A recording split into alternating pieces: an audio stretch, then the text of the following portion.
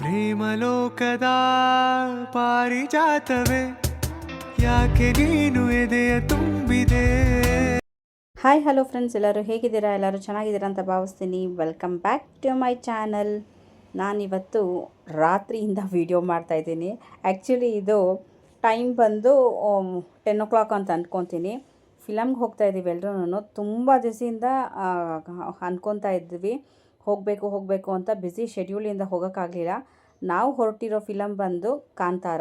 S, ಇದು ಕಾಂತಾರ 2 ತುಂಬ ದಿವಸದಿಂದ ಕೇಳ್ತಾ ಇದ್ದಾರೆ. ರಿಲೀಸ್ ಆದಾಗಿಂದನೇ ಆ್ಯಕ್ಚುಲಿ ನನಗೆ ಆಸೆ ಇದ್ದಿದ್ದು ಫಸ್ಟ್ ಶೋ ನೋಡಬೇಕು ಅಂತ. ನನ್ನ ಹಸ್ಬೆಂಡ್ಗೆ ನಮಗೆ ಎಲ್ಲ ಆಸೆ ಇದ್ದಿದ್ದು. ಬಟ್ ನನ್ನ ದೊಡ್ಡ ಮಗಳು ಇಲ್ದಿರೋ ಕಾರಣ ಇದು ಪೋಸ್ಟ್ಪೋನ್ ಮಾಡ್ಕೊಂಡು ಅವಳು ಹಾಲಿಡೇಸಿಗೆ ಬಂದಮೇಲೆ ಹೋಗೋಣ ಅಂತ. ಆಮೇಲೆ ಇನ್ನು ತೆಗೆದುಬಿಟ್ರೆ ಹೋಗೋಕ್ಕಾಗೋದಿಲ್ಲ. ಸೊ ಟಿ ವಿಲಿ ನೋಡಿದ್ರೆ ಅಷ್ಟು ಇದಿರೋದಿಲ್ಲ, ಥಿಯೇಟ್ರಿಗೆ ಹೋಗಿ ನೋಡಬೇಕು ಅಂತ. ಮತ್ತು ನನ್ನ ಚಿಕ್ಕ ಮಗಳು ಇಲ್ಲ ಥಿಯೇಟರ್ಗೆ ಹೋಗಿ ನೋಡಬೇಕು, ಬೇಕಾದ್ರೆ ಅಕ್ಕ ಬಂದಮೇಲೆ ಇನ್ನೊಂದ್ಸತಿ ಹೋಗೋಣ ಅಂತ ಅಂದ್ಕೊಂಡು ನಾವು ಹೊರಟ್ವಿ ಫಿಲಮ್ಗೆ. ಅವತ್ತು 10:30 ಶೋ ಇದ್ದಿದ್ದು. ಸೊ ಬೆಳಗ್ಗೆ ಎಲ್ಲನೂ ಬ್ಯುಸಿ ಶೆಡ್ಯೂಲ್ ಇರೋದ್ರಿಂದ ನನ್ನ ಹಸ್ಬೆಂಡ್ಗೆ ಫ್ರೀ ಇರಲಿಲ್ಲ. ಬೆಳಗ್ಗೆ ಟಿಕೆಟ್ ಆ್ಯಕ್ಚುಲಿ ಸಿಕ್ಕಿರಲಿಲ್ಲ ನಮ್ಗೆ ಅವತ್ತು. ಬೆಳಗ್ಗೆನೂ ಕೂಡ ಎಲ್ಲ ಬುಕ್ಕಿಂಗ್ಸ್ ಆಗಿತ್ತು. ಸೊ ನೈಟ್ ಶೋಗೆ ಹೋಗೋಣ ಅಂತ ಅಂದ್ಬಿಟ್ಟು ನೈಟ್ ಶೋಗೆ ಹೊರಟ್ವಿ. ನಾನು, ನನ್ನ ಮಗಳು, ನನ್ನ ಹಸ್ಬೆಂಡು ಮತ್ತು ಸೂರಿ. ಅವನು ಹಂಗೆ ಜಾಯ್ನ್ ಆದ. ನಮ್ಮಮ್ಮಗೆ ಕೇಳಿದ್ವಿ, ಅವ್ರು ಬರಲಿಲ್ಲ. ಅಂದರೆ ರಾತ್ರಿ ಲೇಟ್ ಆಗುತ್ತೆ, ಬೇಡ ಅಂತಂದರು. ಸೊ ಅವ್ರು ಬರಲಿಲ್ಲ. ಅವರು ಇಲ್ಲ ಅಂತಂದರೆ ಅವ್ರಿಗೂ ಆಲ್ರೆಡಿ ಟಿಕೆಟ್ ತೊಗೊಂಬಿಟ್ಟಿದ್ವಿ ನಾವು. ಸರಿ, ಅವ್ರು ಬರೋಲ್ಲ ಅಂತಂದಮೇಲೆ ಆ ಟಿಕೆಟ್ನ ಬೇರೆಯವ್ರಿಗೆ ಕೊಟ್ವಿ. ನಾವು ಊಟ ಎಲ್ಲ ಮುಗಿಸ್ಕೊಂಡು, ಅಂದರೆ ನಮ್ಮ ಮನೆ ಹತ್ರ ಇರೋದ್ರಿಂದನೇ ಸೊ ಊಟ ಎಲ್ಲ ಮುಗಿಸ್ಕೊಂಡು ಹೊರಟಿದ್ವಿ ನಾವು. ಅಲ್ಲಿ ಹೋಗೋಷ್ಟೊತ್ತಿಗೆ ನಮಗೆ ಅಂದರೆ ಒಂದು 10-15 ಮಿನಿಟ್ಸ್ಗೆಲ್ಲ ನಾವು ರೀಚ್ ಆಗ್ಬೋದು, ಅಷ್ಟು ಹತ್ರ ಇತ್ತು. ಒಟ್ಟಿನಲ್ಲಿ ಹೇಳ್ದಂಗೆ ಥಿಯೇಟ್ರಲ್ಲಿ ನೋಡೋ ಅಂಥದ್ದೇನೆ ತುಂಬ ಖುಷಿ ಕೊಟ್ಟಿದ್ದು ಫಿಲಮು. ಇಷ್ಟು ದಿವಸ ವೆಯ್ಟ್ ಮಾಡಿದ್ದಕ್ಕೂ ನಾವು ಆ್ಯಕ್ಚುಲಿ ಫಿಲಮ್ನ ಅಂದರೆ ಥಿಯೇಟ್ರಿಂದ ತೆಗೆದುಬಿಟ್ಟಿದ್ದಾರೆ ಅಂತ ಅಂದ್ಕೊಂಡ್ವಿ. ಬಟ್ ಇಲ್ಲ, ಇದೆ ಅಲ್ಲಿ ಇನ್ನೂ ಕಾಂತಾರ ಮೂವಿ ಇನ್ನೂ ಥಿಯೇಟ್ರಲ್ಲಿ ಪ್ಲೇ ಆಗ್ತಾಯಿದೆ.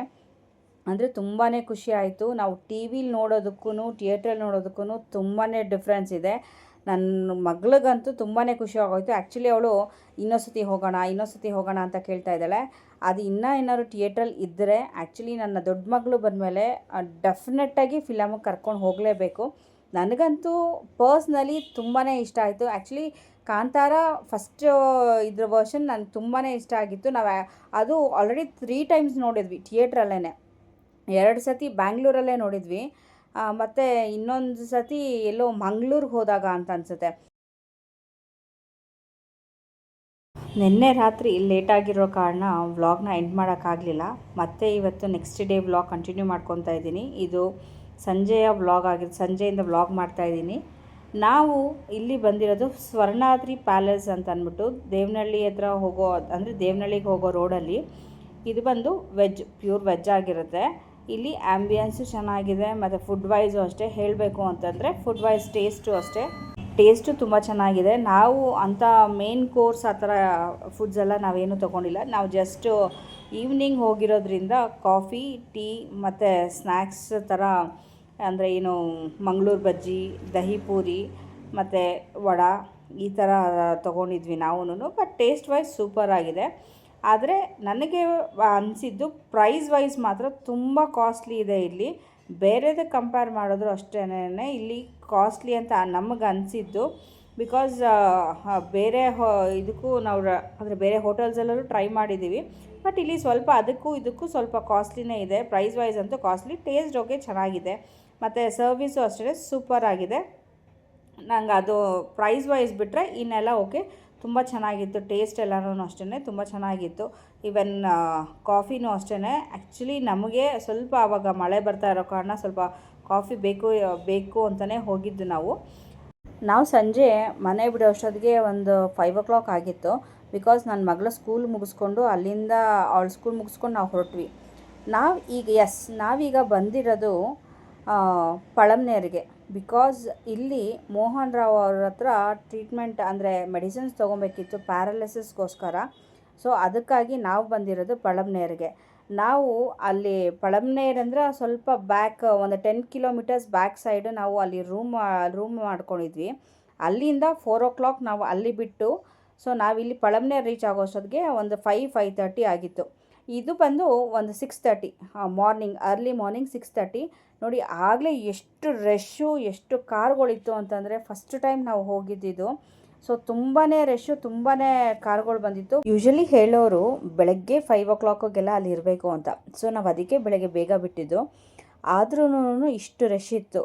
ಇನ್ನೊಂದು, ನಾವು ಅಲ್ಲಿಂದ ಬರಬೇಕಾದ್ರೆ ಆ್ಯಕ್ಚುಲಿ ಅಂದರೆ ತುಂಬ ಜನ ಇಟ್ಕೊಂಡಿದ್ದಾರೆ ಈ ಮೆಡಿಸಿನ್ಸು. ಬಟ್ ನಾವು ಕರೆಕ್ಟಾಗಿ ತೊಗೊಬೇಕಾಗಿರೋದು ಮೋಹನ್ ರಾವ್ ಅಂತಂದ್ಬಿಟ್ಟು.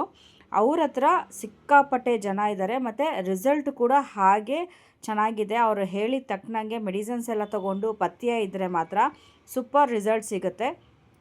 ಹೇಳ್ದಂಗೆನೇ ಹೇಳಿದ್ನಲ್ಲ, 2 months ಪಥ್ಯ ಇರಬೇಕಂತೆ. ಸೊ 2 months ಪಥ್ಯ ಇದ್ದರೆ ಕರೆಕ್ಟಾಗಿ ರಿಸಲ್ಟ್ ಸಿಗುತ್ತೆ. ಮತ್ತು ಅಲ್ಲಿ ಮೆಡಿಸಿನ್ಸ್ ಎಲ್ಲ ತೊಗೊಂಡ್ಮೇಲೆ ಒಂದು ಸತಿ ಮೆಡಿಸಿನ್ ಕೊಡ್ತಾರೆ. ಅದು ತೊಗೊಂಡ್ಮೇಲೆ ಅದರ ಎದುರುಗಡೆನೇ ಕ್ಯಾಂಟೀನ್ ಇದೆ. ಇಲ್ಲಿ ಕುಸಲಕ್ಕಿ ಅನ್ನ ಕೊಡ್ತಾರೆ, ಅಂದರೆ ಬೇಯಿಸಿರೋ ಅನ್ನ. ಇದಕ್ಕೆ ಸಾಂಬಾರು ಉಪ್ಪು ಹಾಕಿರಲ್ಲ ಮತ್ತು ಸಾಂಬಾರೆಲ್ಲ ಏನೂ ಹಾಕೊಂಡು ತಿನ್ನೋಗಿಲ್ಲ. ಬರೀ ಅದೇ ಥರ ಅನ್ನ ತಿನ್ನಬೇಕು, ಬರೀ ಅನ್ನ ತಿನ್ನಬೇಕು. ಅದು ತಿಂದು 1 hour ಆದಮೇಲೆ ಮತ್ತೆ ಇನ್ನೊಂದು ಸತಿಗೆ ಹೋಗಬೇಕು, ಅಂದರೆ 2ನೇ ಸತಿ ಔಷಧಿಗೆ ಹೋಗಬೇಕು. ಅದು ತೊಗೊಂಡ್ಮೇಲೆ ನಾವು ಮತ್ತೆ ಅವರು ಮೆಡಿಸಿನ್ಸ್ ಎಲ್ಲ ಏನು ಕೊಟ್ಟಿರ್ತಾರೆ ಅದನ್ನು ತೊಗೊಂಡು ನಾವು ವಾಪಸ್ಸು ಮನೆಗೆ ಬರ್ಬೋದು. ಮತ್ತು 16 daysಗೆ, ಆದರೆ 16 ದಿವಸಕ್ಕೆ ಅವ್ರು ಹೇಳ್ತಾರೆ ಬರೋದಕ್ಕೆ. ಆ ಥರ ರೊಟೀನ್ ಅವ್ರು ಹೇಳ್ದಂಗೆ ನಾವು ಫಾಲೋ ಮಾಡ್ಕೊಂಬಂದರೆ ಕರೆಕ್ಟಾಗಿರೋ ರಿಸಲ್ಟ್ ಸಿಗುತ್ತೆ ನಮಗೆ. 16 days ಹೋದರೆ ಮಾತ್ರ ನಮಗೆ ಕರೆಕ್ಟ್ ರಿಸಲ್ಟ್ ಸಿಗುತ್ತೆ ನಮಗೆ. ಹೇಳ್ತೀವಿ, ಅಲ್ಲಿ ಆ್ಯಂಬುಲೆನ್ಸಲ್ಲೆಲ್ಲ ಬಂದಿರ್ತಾರೆ. ನಡೆಯೋಕ್ಕಾಗದೇ ಇರೋರಿಗೆ ಗಾಡಿ ಹತ್ರಕ್ಕೇನೆ ಔಷಧಿ ತೊಗೊಂಬಂದು ಕೊಡ್ತಾರೆ. ಸೊ ನಡೆಯೋಕ್ಕಾಗತ್ತೆ, ಸ್ವಲ್ಪ ನಾವು ಕ್ಯೂ ಅಲ್ಲಿ ನಿಂತ್ಕೊತೀವಿ ಅಂತಂದರೆ ಅಲ್ಲೇ ಹೋಗಿ ಮೆಡಿಸಿನ್ಸ್ ತೊಗೊಬೋದು. ತೀರಾ ಬೆಡ್ ರಿಡನ್ ಆಗಿರ್ತಾರೆ ನೋಡಿ, ಅಂಥವ್ರಿಗೆಲ್ಲರಿಗೂ ಆ್ಯಂಬುಲೆನ್ಸ್ಗೇನೆ ಮೆಡಿಸಿನ್ಸ್ ತಂದು ಕೊಡ್ತಾರೆ. ಮತ್ತು ಅದು ಔಷಧಿ ಏನು ಕೊಡ್ತಾರೆ ಅದು ಕೂಡ ಅಲ್ಲೇ ಕೊಡ್ತಾರೆ. ಆ ಕಾರಲ್ಲಿ ಆಗಿರ್ಬೋದು, ಆ್ಯಂಬುಲೆನ್ಸ್ ಆಗಿರ್ಬೋದು, ಎಲ್ಲ ಅಲ್ಲೇ ಕೊಡ್ತಾರೆ ಪಾಪ. ಅವ್ರು ಹೇಳ್ದಂಗೆ ಕರೆಕ್ಟಾಗಿ ಪಥ್ಯ ಇದ್ಬಿಟ್ರೆ ಮಾತ್ರ ಬೆಸ್ಟ್ ರಿಸಲ್ಟ್ಸ್.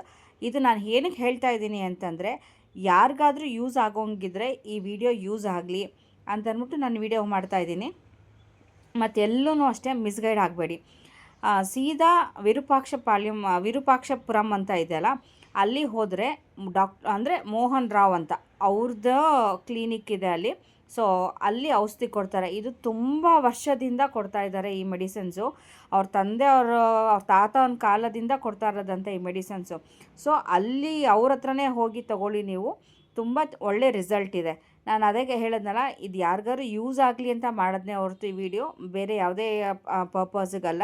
ಬೇಕಾದವ್ರಿಗೆ ಕೆಲವ್ರಿಗೆ ಯೂಸ್ ಆಗಲಿ, ಅಂದರೆ ಯಾರಿಗಾದ್ರೂ ಅವಶ್ಯಕತೆ ಇದ್ದರೆ ಯೂಸ್ ಆಗಲಿ ಅಂತ ಈ ವಿಡಿಯೋಸ್ನ ಹಾಕಿದ್ದೀನಿ ನಾನು. ಬಿಕಾಸ್ ರಿಸಲ್ಟ್ ಇದೆ, ಅದಕ್ಕೋಸ್ಕರ ಆ ವಿಡಿಯೋ ಹಾಕಿದೆ. ನಾವು ಅಲ್ಲಿಂದ ಮೆಡಿಸಿನ್ಸ್ ಎಲ್ಲ ತೊಗೊಂಡು ಹೊರಟ್ವಿ. ಸೊ ಮಿಡಲಲ್ಲಿ ಕಾಫಿ ಬ್ರೇಕ್ ಅಂತ ತೊಗೊಂಡ್ವಿ. ನಾವಲ್ಲಿ ಅಲ್ಲಿ ಅಂದರೆ ತಿಂಡಿ ಎಲ್ಲ ಏನೂ ಸಿಗೋದಿಲ್ಲ, ಸಿಗುತ್ತೆ ಬಟ್ ನಮಗೆ ಟೇಸ್ಟ್ ವೈಸ್ ನಮಗೆ ಅಷ್ಟು ಇಷ್ಟ ಆಗಲಿಲ್ಲ. ನಾವು ನಮ್ಮಮ್ಮ ಎಲ್ಲ ಕಾಫಿ ಕುಡಿದ್ವಿ. ಸೊ ಕಾಫಿ ಕುಡ್ದಾದ್ಮೇಲೆ ಮತ್ತೆ ಇಲ್ಲಿ ಮೇನ್ ರೋಡಿಗೆ ಬಂದಮೇಲೆ ನಾವು ಟಿಫನ್ ಮಾಡ್ಕೊಂಡಿದ್ದು. ಸೊ ಅಲ್ಲಿ ಅಂಥ ಹೋಟೆಲ್ಸ್, ಚೆನ್ನಾಗಿರೋ ಹೋಟೆಲ್ಸು ಅಂತ ಆ ಥರ ಎಲ್ಲ ಏನೂ ಇರೋದಿಲ್ಲ. ಸೊ ಅದಕ್ಕಾಗಿ ಯಾರಾದರೂ ಟಿಫನ್ ಮಾಡ್ಕೊಳೋರು ಇದ್ದರೆ ಅಲ್ಲಿ ಮಾಡ್ಕೊಬೋದು. ಬಟ್ ಇಷ್ಟ ಆಗಲಿಲ್ಲ ಅಂತಂದರೆ ಮೇನ್ ರೋಡ್ ಸೈಡ್ ಬಂದ ಮೇಲೆ ನಾವು ಟಿಫನ್ಸ್ ಮಾಡ್ಕೊಬೇಕಾಗುತ್ತೆ.